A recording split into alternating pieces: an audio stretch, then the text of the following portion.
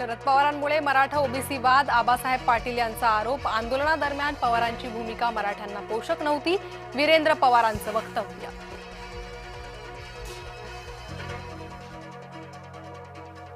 मराठ्यांचं 16% आरक्षण ओबीसींमुळे टिकलं नाही, मराठा नेते गंगाधर काळकुटे यांचा आरोप.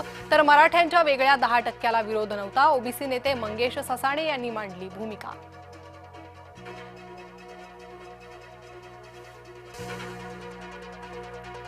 भुजबळ बैठकीतून निघून गेले नाही, भुजबळांसोबत चर्चा झालीये, ते नाराज नाही, मुख्यमंत्री देवेंद्र फडणवीसांचं वक्तव्य.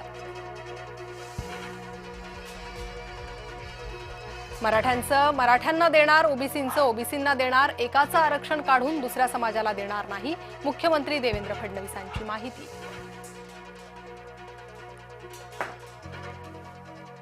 सातारा गॅझेटियरमध्ये सरकारनं हयगय करू नये, निर्णय न झाल्यास मंत्र्यांना फिरू देणार नाही, जरांगेंचा सरकारला इशारा. भुजबळ नाराज असतील तर ते राजीनामा देणार का, खासदार संजय राऊतांचा सवाल. बेरोजगारांसमोर आरक्षणाचं गाजर नाचवण्याचा प्रयत्न, मराठा आरक्षणाच्या जीआरवरून प्रकाश आंबेडकरांचा सरकारवर निशाणा. नागपुरातील ओबीसींचं साखळी उपोषण मागे, मंत्री अतुल सावे फुकेंच्या शिष्टाईला यश, ओबीसींच्या 12 मागण्या पूर्ण केल्या, सावेंची माहिती.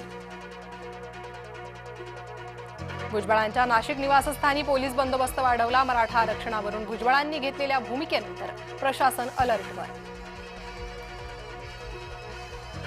वैभव खेडेकरांचा भाजप पक्षप्रवेश लांबणीवर, आज होणारा पक्षप्रवेश पुढे ढकलला, कारण अस्पष्ट.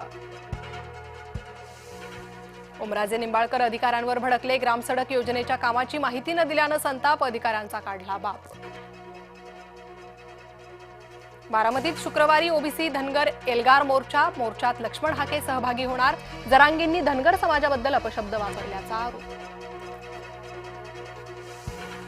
नागपूरच्या बाजारगावमधील सोलर कारखान्यात स्फोट, सोलर एक्सप्लोसिव्ह स्फोटक निर्मिती कारखान्यातील घटना, स्फोटात 25हून अधिक कामगार जखमी.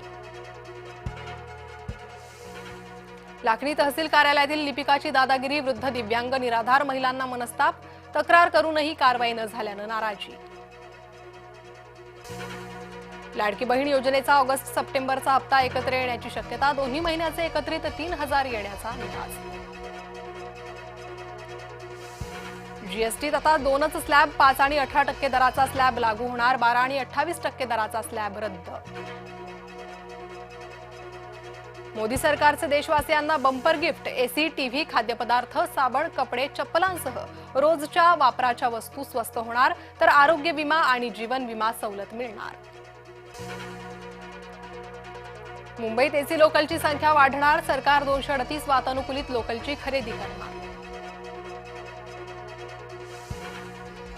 संभाजीनगरात खड्ड्यात पडून 3 वर्ष चिमुकल्याचा मृत्यू, जलवाहिनीसाठी खड्डा केल्याची माहिती, खड्डे करून उघड्यावर ठेवल्यानं मृत्यू झाल्याचा आरोप.